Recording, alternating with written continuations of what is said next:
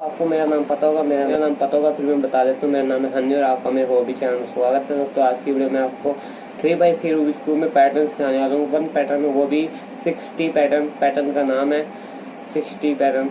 चलते हैं वीडियो पे, देर न करते वीडियो करते हैं स्टार्ट। वीडियो अच्छी लगे क्या करो, like and share subscribe.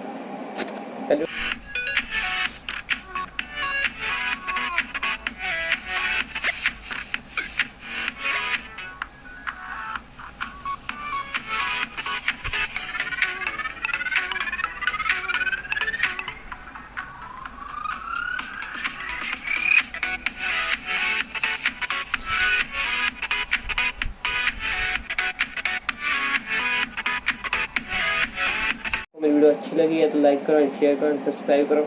Comment में लिखना मत भूलना अगली वीडियो आपको किस टॉपिक के ऊपर चाहिए। Thanks for watching.